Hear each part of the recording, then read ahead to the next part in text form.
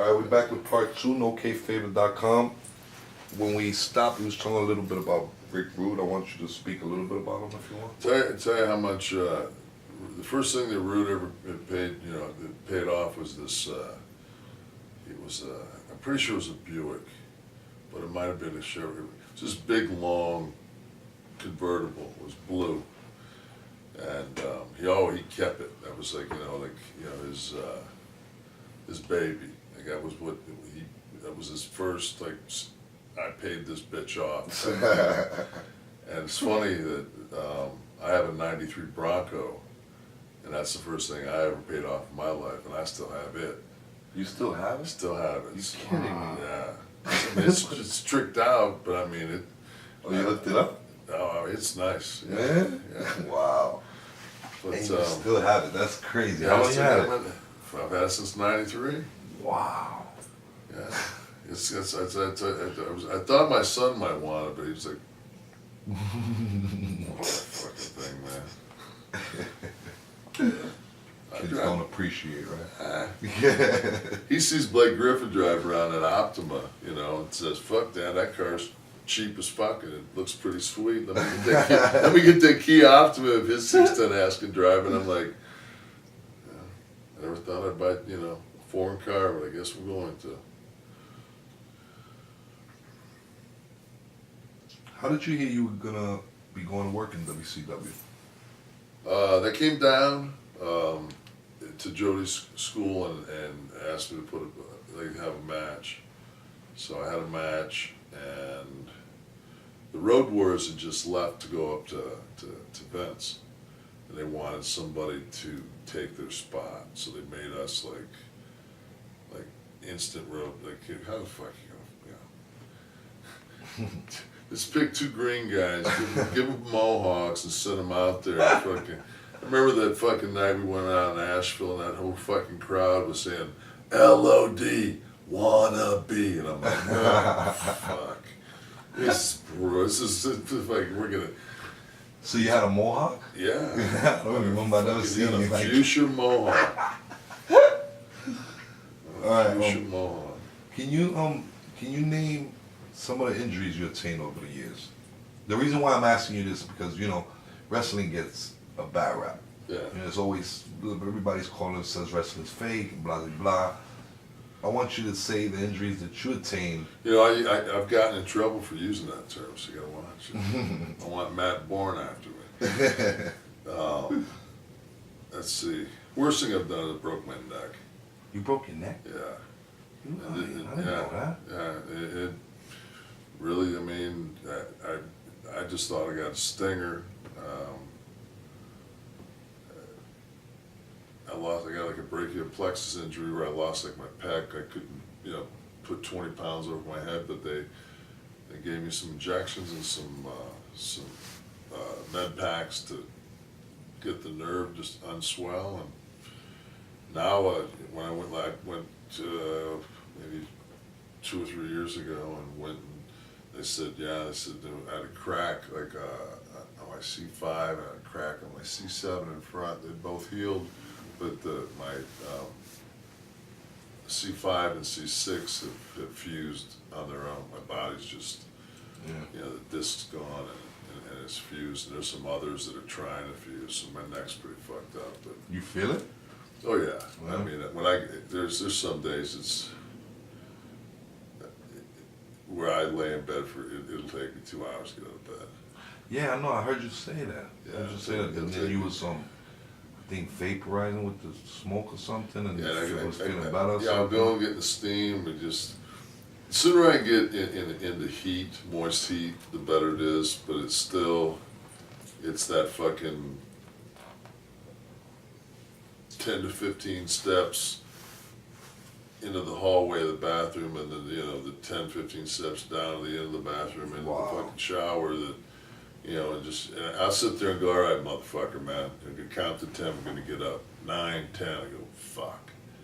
All right, man, come on, let's get the fuck up. And I hear you talking like that, I can't even picture it. Yeah, and it's just, I got a rod and like 9 or 10 screws in one of my ankles. I got one up in my I got a rod, and I got a plate and screws that where a bone went out up in my calf, and 13 knee operations, torn quadricep,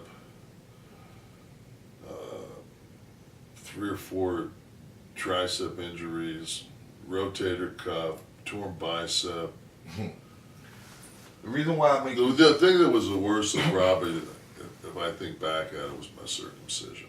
I said it was the longest cut. It's the longest cut.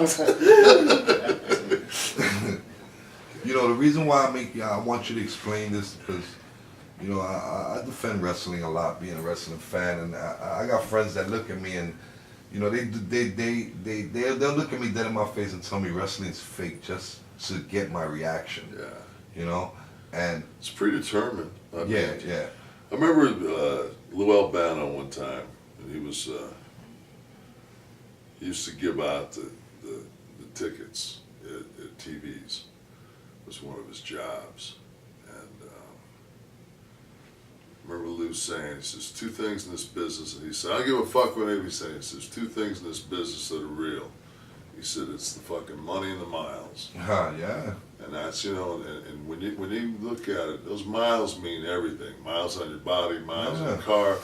I remember when I tore my quad, and I was doing I was rehabbing it, and it was getting better.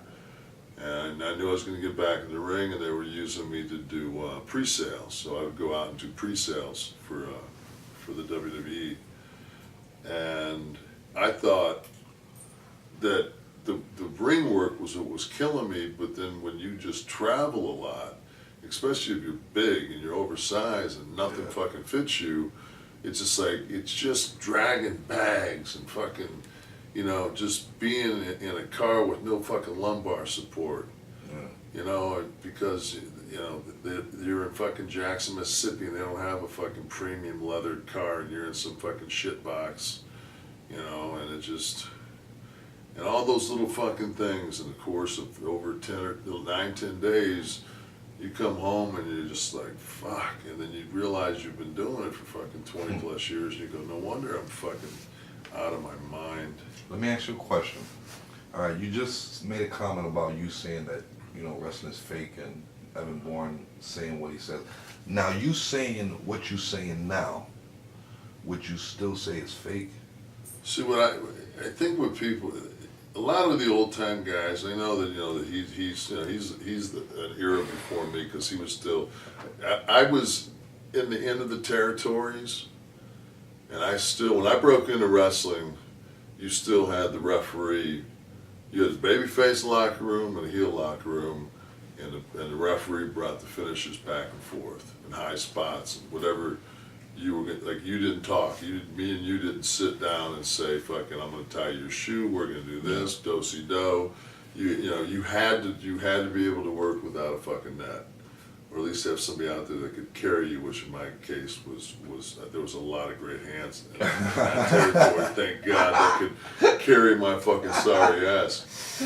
But and you don't forget those guys, the Mike Rotundos, all those guys that went out there, the Timmy Hortons, the Brad Armstrongs that went out there and got fucking clubber langed by me every fucking night until I fucking, till the learning curve was a little bit more pleasurable for them. But, no, my thing is this, it's just that it is what it is because, and we talked about this earlier, if it's a legitimate sport, then I want to tomorrow take $150,000 and bet on my next match because I will throw that motherfucker. If you're gonna put it that way, then it's understandable. Because I promise you, I can't get any action. So it's not if it's not viable in Atlantic City and in Las Vegas, it's probably not. I think it's probably more of a form of entertainment. So it's understandable. And the thing is, it's just like by people taking offense to that, it's saying when a guy does a stunt in a movie and he gets blown by a shotgun, he goes through a fucking window, by a fucking pull cord, and he goes through and he lands on an airbag 20 floors down. Now, did he get shot with a shotgun? No. So that fucking scene's fake. It's fake, yes. But that fucking stunt ain't fake. Yeah, that's true. You know, I mean, it's just, and that's, to people get so caught up over fucking, and it's just like, well, he should have never been brought in. You know, he should have never been broke in. It's like, dude, fuck you. I didn't have any problem getting broke in. I was a big old fucking dude. It's like, you know, if nobody wanted to break me in, there's a lot of motherfuckers don't get a break. You know, a lot of motherfuckers don't get 3 fucking Vince's belts in a fucking year either. So I guess I did something right. Yep. I know exactly what you're talking about. Why do you think wrestling gets such a bad rap? In your opinion, is it well deserved? No, number one, I mean, and I say this often. I mean, it's just like name something that's more fucking American than fucking pro wrestling. People don't understand that. It's been on TV since the conception of fucking of television. If you don't love wrestling, you will never understand that. No, you don't. It's just like I still. And why is it that in pop culture, when so many times it's used as a backdrop in a bar scene? You know, there'll be a match going on, or they'll make reference to WrestleMania, or, you know, but it's always going to, because there is that F word, it's always going to be, but you know, it's just, to me, it's just, I think it's an art form. Yeah, that's exactly what it is. You know, to me. I think it's Shakespeare, it's doing your own stunts.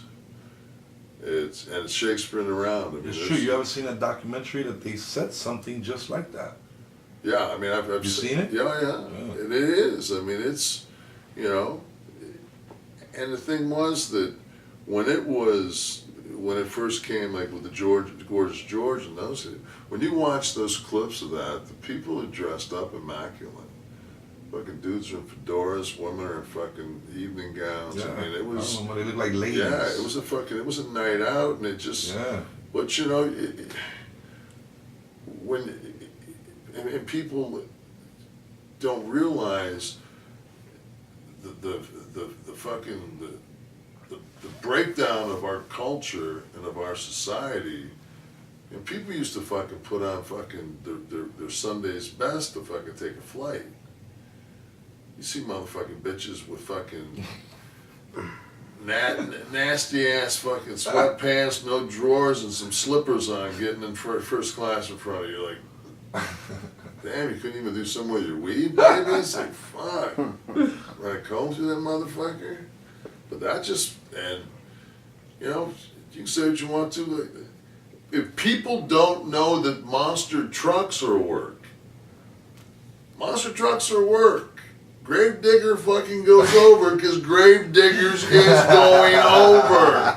And there are 90 motherfucking... I don't know nothing about monster trucks. There are 90 motherfucking thousand people sitting in that motherfucking crowd going, Gravedigger, it's a work. I hear you, man.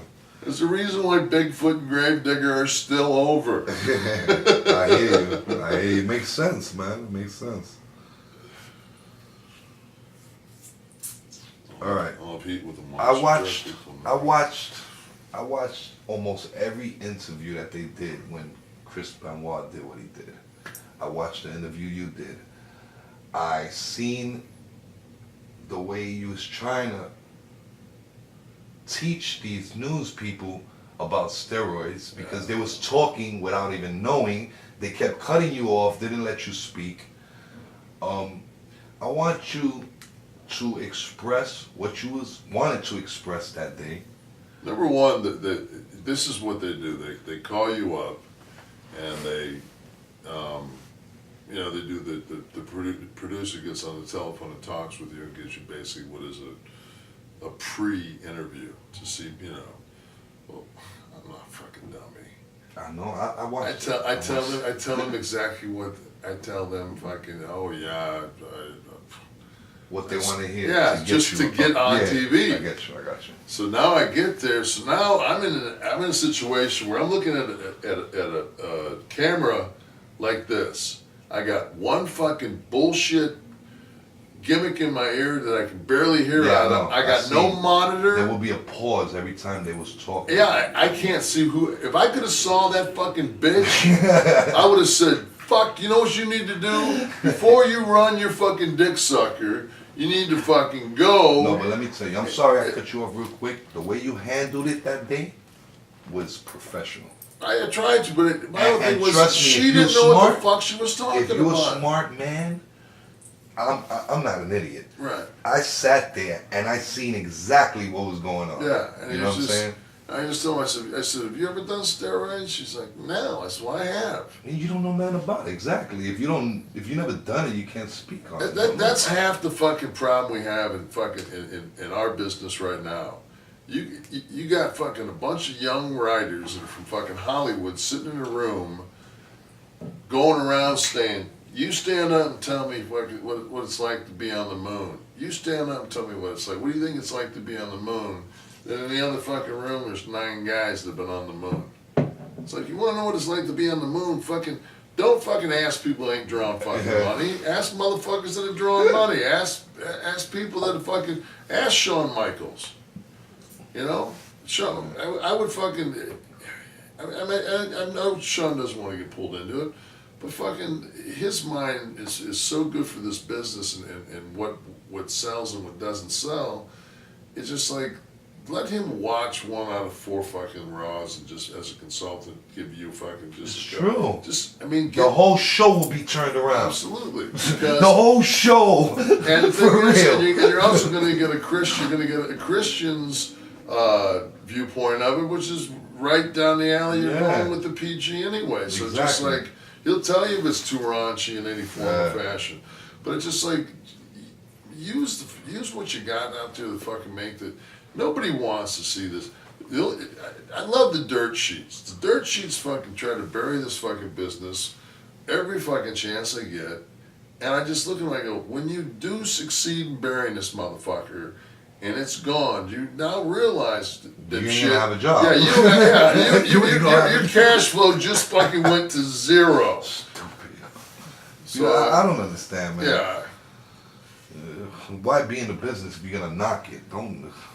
It's like that movie Fast Food Nation when Kennard's sitting across from Bruce Willis and Kennard says to Bruce Willis, "There's fucking fecal matter in the beef," and Bruce Willis says, "Yeah, that's why we cook the fucking beef. It kills the E. coli. Kills everything. Yeah, that's right. Yeah, we don't worry about it. There's not enough shit to hurt you.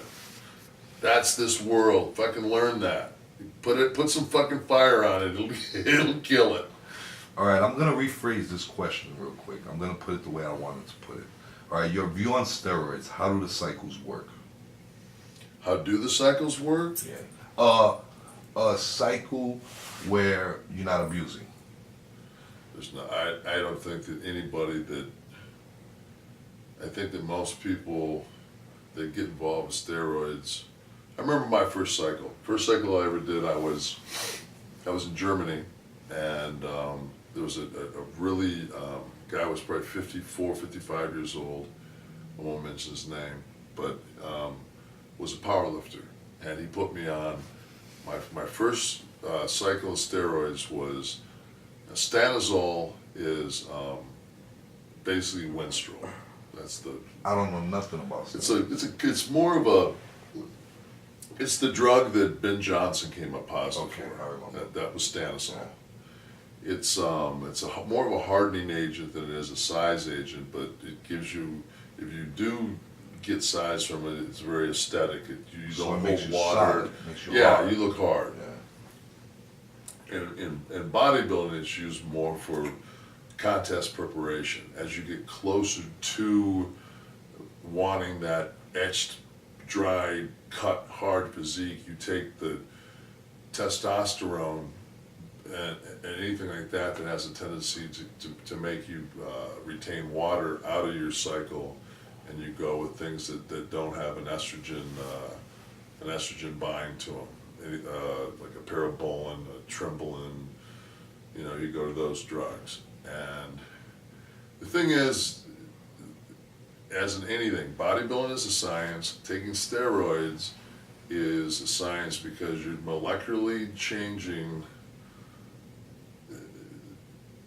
things in your body, and you can take a carbon off of one steroid and have it on another, and it completely does something to you. I mean, it's just Totally it's chemistry. It's all it is, and it's better life through chemistry.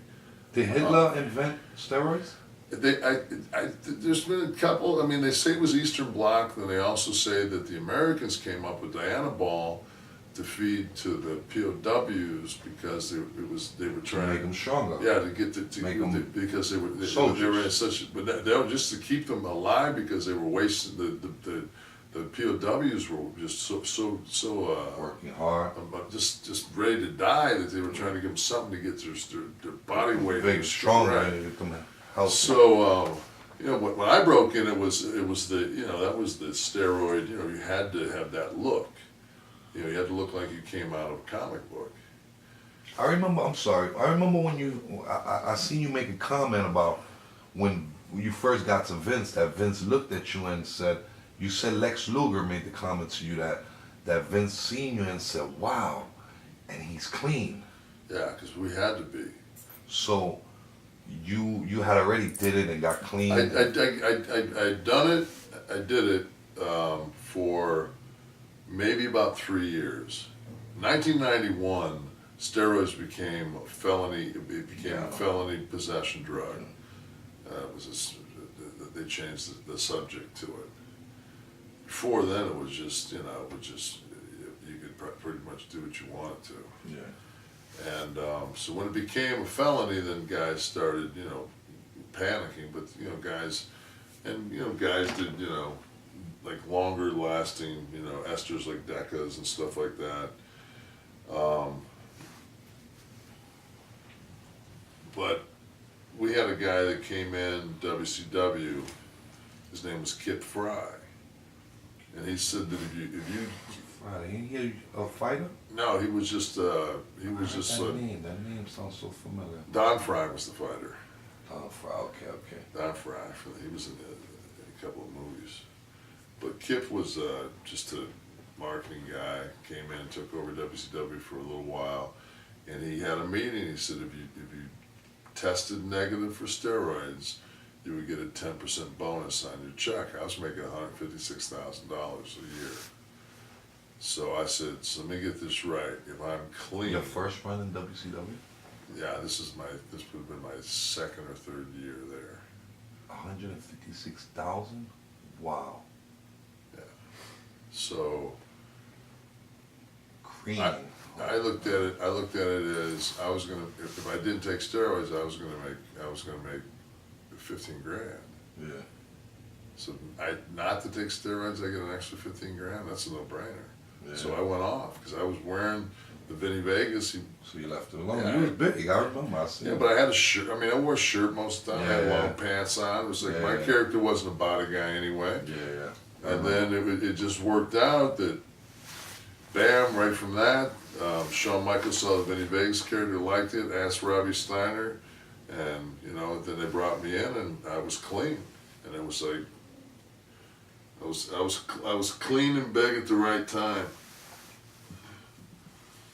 Did you watch you know about Mike Bell? You know Mike Bell, right? Yeah. Did you watch the documentary his brother did? Yeah. All right. This is why I asked you about steroids. Because I got that documentary, and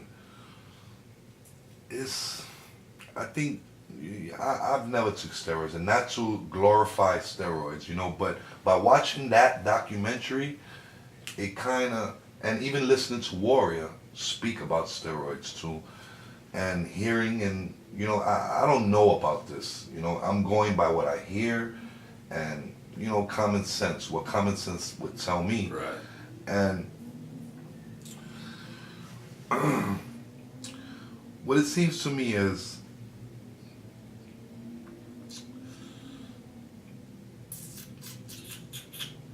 it seems to me that steroids is it gets a bad rap. It's they basically in that documentary they saying abuse.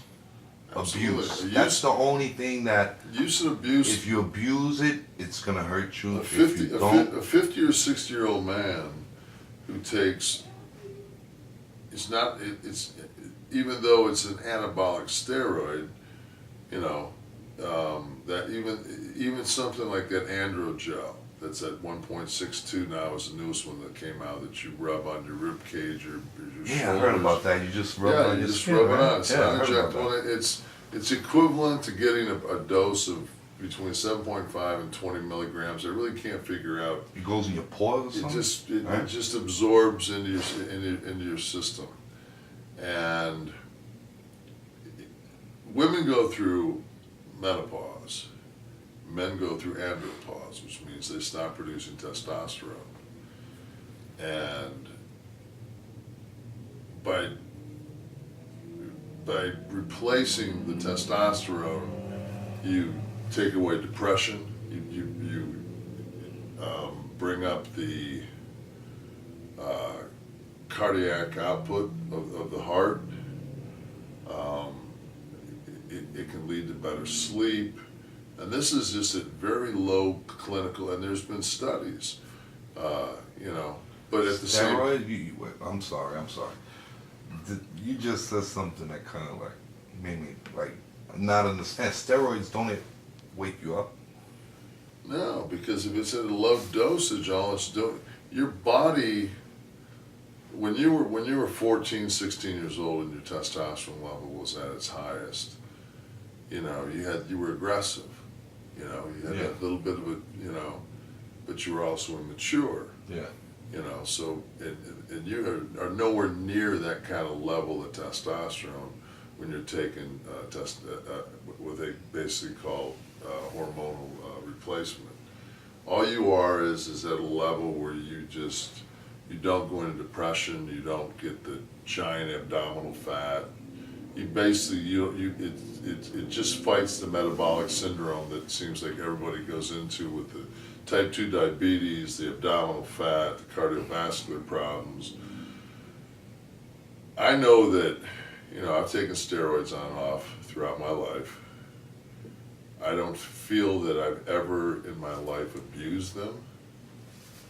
I always feared them, and I think I feared them. Fear them? I've always feared them, because I knew that no matter what, even for me, like, the downside for me to take anabolic steroids in any form or fashion is going to increase my red blood count, which means it's going to thicken my blood.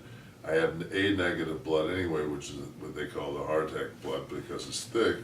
So by doing anything like that, I have to basically give blood every 3 months. I got to give a pint of my blood just to get that, because I got too much red blood cells. Yeah. So my blood becomes sticky, the platelets become, I have more of a chance of getting a heart attack. Having blockage and getting a heart attack. Yeah. But at the same token, if I'm walking around fucking miserable wanting to stick a gun in my mouth and I can't get my dick hard, you know, what's the trade-off? Yeah. I mean, you want to make love to your wife or your significant other, or you want to walk around and be fucking miserable and feel like a cunt. You know, I don't want to feel like a cunt, you know, but, you know, but that's the whole thing. But with a wellness program, it's, you know, that's not, that's not an option. Their doctors their endocrinologists and everybody else has to determine whether that's something that's actually, and it's so hard for the medical. Put it this way, you know, if you were to take a fifth of what we did for Alzheimer's and take that and just do it, I just would like to see the United States government, before fucking Waxman and all these other fucking guys go, you know, right now we got Roger Clemens sitting in a fucking courtroom over whether or not he perjured himself, fucking throw a fucking baseball, and motherfuckers that basically stole billions and billions of dollars out of Wall Street and fucked over people left and right were up and off the fucking hill in 15 minutes. I mean, like, to me, it's like, no, you cheated in the game of baseball. Motherfucker, you cost people their fucking pensions.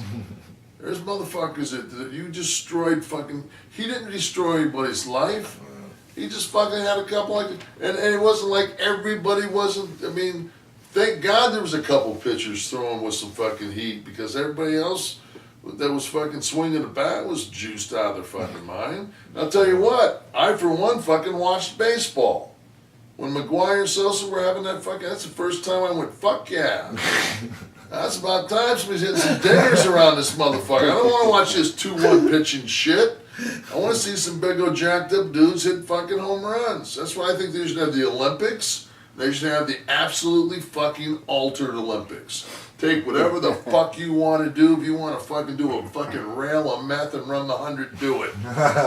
Just it's like restrictor plate racing in NASCAR and balls. What do guys want? People want to see those fucking NASCAR cars go 450 miles an hour.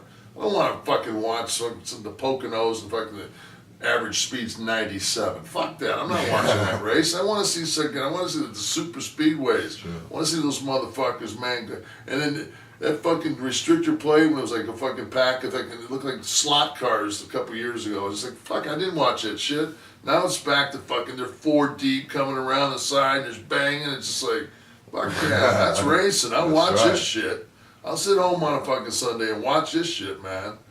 But it's just, that's what fucking, we restrict everything. Yeah, man. Look at us sexually. Look at us sexually. It's true. Our fucking our country sexually is so fucking.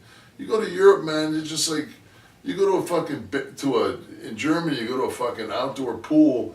Fucking a couple walks up. They got their fucking clothes on. They just drop their fucking shit. They're butt naked. They put their fucking suits on. And they fucking go in the dressing room. It's no big deal. You can see a penis and a vagina. It's true. What the fuck? What the You never yeah. seen it before? Right. You got one, motherfucker. That's right. You're going to look down at yours? I mean, it's just like... It's true, man. It's just like, we got it. The world is too much sometimes. That's Well, yeah, and it's right-wing shit, man. It's just like this fucking the Tea Party. I'm sorry, man, but fucking... I watched it and people are, oh, the Tea Party's not racist. Why is it that fucking every time I see the Tea Party... I don't see no motherfucking blacks in the crowd. That's true. Unless they fucking bring 3 in for fucking ringers, just like, no, there's 3 blacks here. It's like, no, it ain't, man. They're fucking, everybody hating on Obama. It's just like, fuck y'all. Alright, we're gonna come back to part 3 in a couple of minutes. NoKayfabe.com. Fuck Mitt Romney. Just send him out there. Fucking, remember that fucking night we went out in Asheville and that whole fucking crowd was saying, LOD, wanna be. And I'm like, oh, fuck. This is like, we're gonna. So you had a mohawk? Yeah. I don't remember. I never seen You you like fuchsia mohawk. Alright, Fuchsia mohawk. Can you name some of the injuries you attained over the years? The reason why I'm asking you this is because, wrestling gets a bad rap. Yeah. It's always, everybody's calling it, says wrestling's fake, and blah, blah, blah. I want you to say the injuries that you attained. I've gotten in trouble for using that term, so you gotta watch it. I want Matt Bourne after me. Let's see. Worst thing I've done is broke my neck. You broke your neck? Yeah.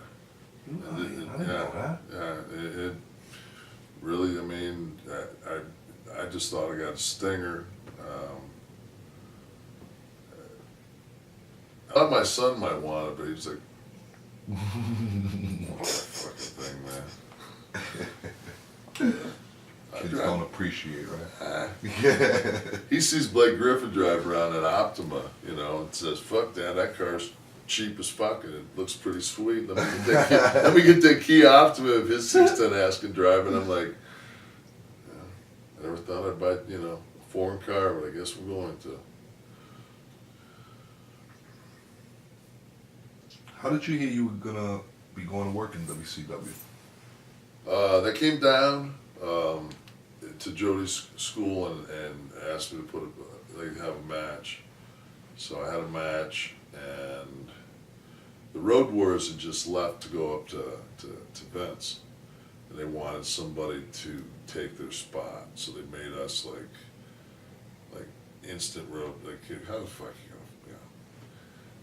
you know? Just pick two green guys, give them a mohawk. Just the sooner I get into heat, moist heat, the better it is. But it's that fucking 10 to 15 steps into the hallway of the bathroom, and then the 10, 15 steps down to the end of the bathroom into the fucking shower. That and I'll sit there and go, all right, motherfucker, man. I can count to 10. We're gonna get up. 9, 10. I go, fuck. All right, man. Come on, let's get the fuck up. And I hear you talking like that. I can't even picture it. Yeah, and it's just I got a rod and like 9 or 10 screws in one of my ankles. I got one up in my. I got a rod and I got a plate and screws where a bone went out up in my calf, and 13 knee operations, torn quadricep, 3 or 4 tricep injuries, rotator cuff, torn bicep. I got like a brachial plexus injury where I lost like my pec. I couldn't put 20 pounds over my head, but they gave me some injections and some med packs to get the nerve just unswell. And now when I went maybe 2 or 3 years ago and went, and they said I had a crack like on my C5, I had a crack on my C7 in front. They both healed, but my C5 and C6 have fused on their own. My body's just, the disc's gone and it's fused. And there's some others that are trying to fuse, so my neck's pretty fucked up. But You feel it?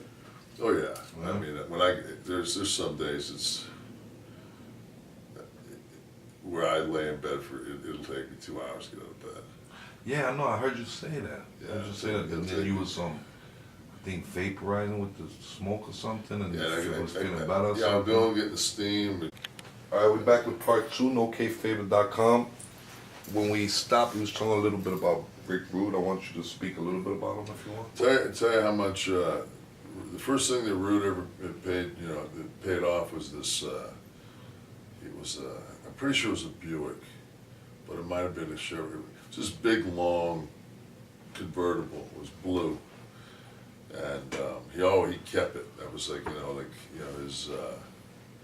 baby. Like that was his first I paid this bitch off. And it's funny that I have a '93 Bronco, and that's the first thing I ever paid off in my life, and I still have it. You still have I it? still have it. You kidding me? Yeah. I mean, it's tricked out, but I mean it. Oh, you looked it up? Oh, it's nice. Yeah? Yeah. Wow. But And you still have it. That's crazy. yeah, How long you had it? I've had it since '93. Wow. Yeah. I thought